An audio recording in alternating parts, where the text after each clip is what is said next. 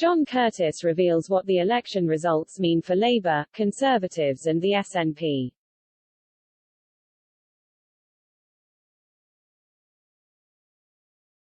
Results are in from the bumper crop of elections held across the UK last week. So, with the ruling parties all performing fairly well, what will it mean going forward?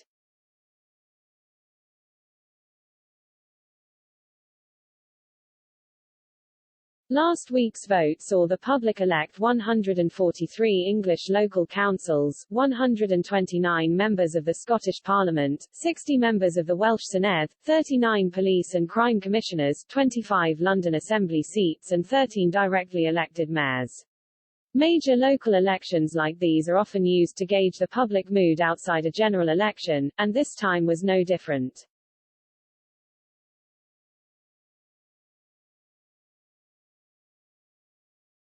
Usually, major local elections such as these see the ruling party lose a few local seats as citizens punish the winners of the latest general election for perceived failures.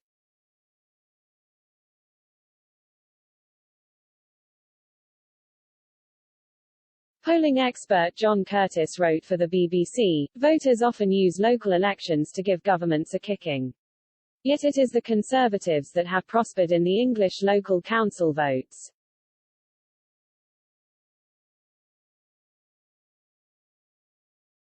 Around half of the seats being contested were in places where last year's local elections were postponed and thus where the last contest was held in 2016.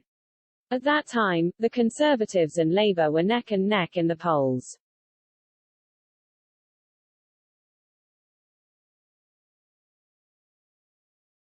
However, this was not the case this time, as Boris Johnson's party continued its run of popularity with voters.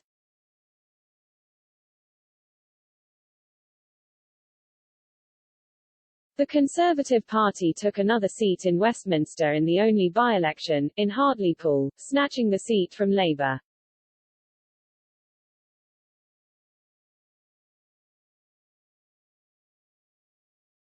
And in the English council elections, the Tories made gains over Labour in both councils and council seats.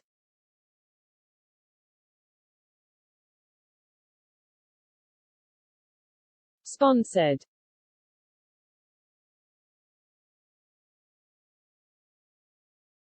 The Conservatives now control more than a dozen more councils than they did before and there are more than 200 extra Tory councillors.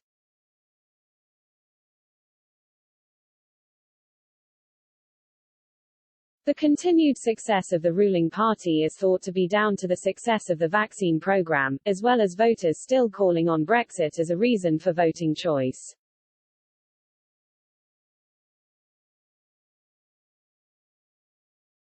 This positive set of results will bolster Boris Johnson's team and help put to bed the sleaze allegations that have been plaguing the Prime Minister.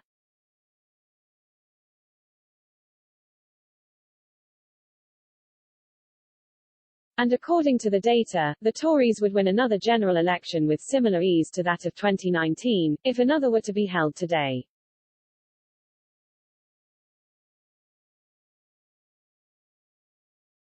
Mr. Curtice said, according to the BBC's projection of the local election results into the equivalent of a Britain-wide share of the vote, the Conservatives' performance was the equivalent of winning 36% of the vote in a general election.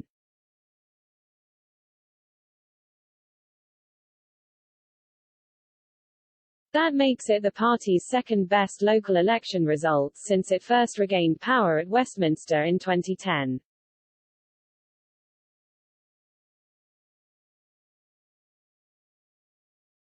The Conservatives now control more than a dozen more councils than they did before and there are more than 200 extra Tory councillors.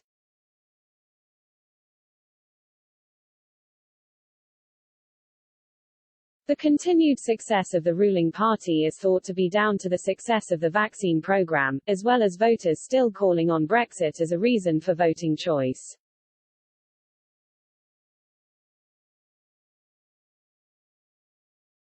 This positive set of results will bolster Boris Johnson's team and help put to bed the sleaze allegations that have been plaguing the Prime Minister.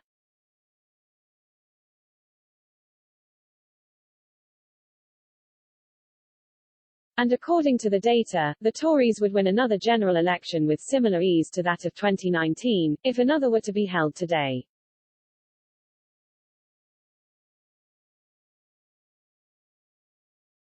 Mr. Curtice said, according to the BBC's projection of the local election results into the equivalent of a Britain-wide share of the vote, the Conservatives' performance was the equivalent of winning 36% of the vote in a general election.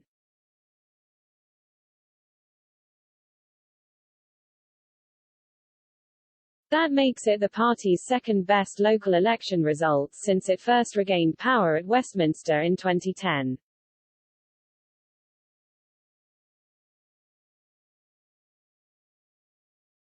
One of the councils the party lost, County Durham, had been under Labour control for more than 100 years, since 1919, and was the first council the Labour Party ever ran.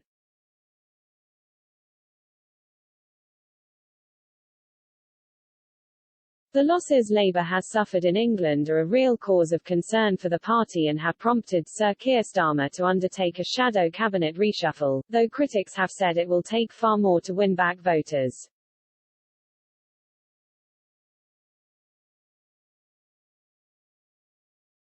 Mr. Curtice said that according to his analysis, the recent results indicate Labour would only stand to achieve 29% in the polls if a general election was held.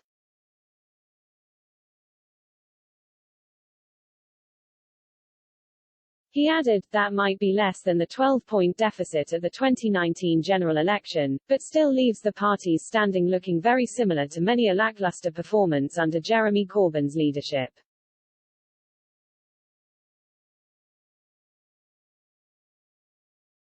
However, more encouraging results were seen in Wales, where Labour recorded a 5-point advance on its share of the vote in 2016.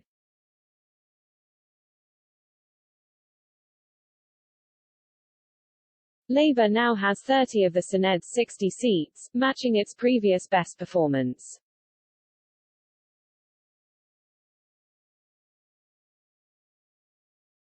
Another area Labour supporters can look to for positives is the mayoral elections in some of England's biggest city regions.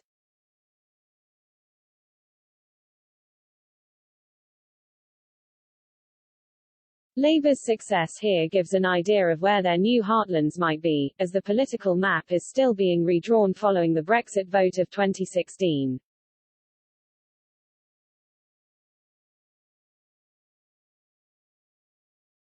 Sadiq Khan won again in London, from second preference votes after a first round that was closer than expected. Tory candidate Sean Bailey came second.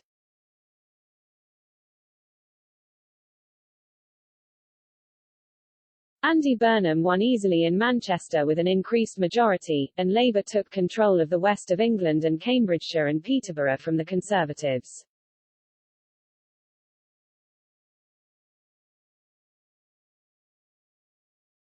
They also held on to the combined authority mayoralties in Liverpool, the west of England, and won all 5 single authority mayors that were up for grabs. The party also won the newly created mayor of West Yorkshire.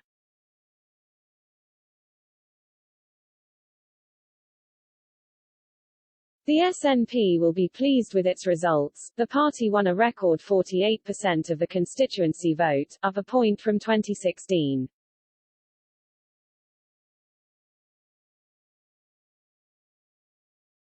However, this still wasn't enough for an overall majority in Holyrood. With 64 seats, the party is still one short and will need to lean on smaller parties to form a minority government.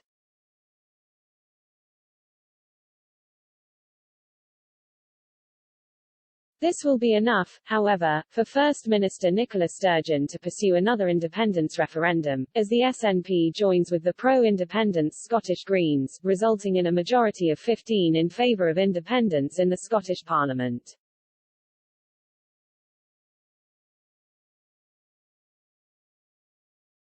Ms. Sturgeon said she would offer this country the choice of a better future, but added her party would wait until the time is right, pledging to focus on COVID recovery first.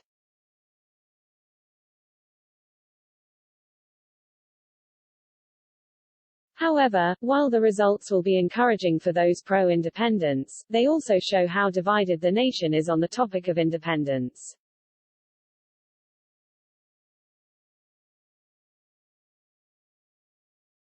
Analysis by Professor John Curtice for the BBC said, overall, the election revealed how evenly divided Scotland is politically.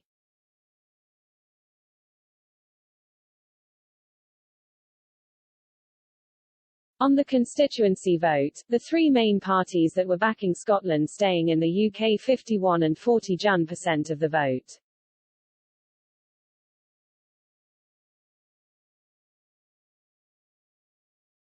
But on the list vote it was the three main parties that were supporting independence that were narrowly ahead with 50.1%.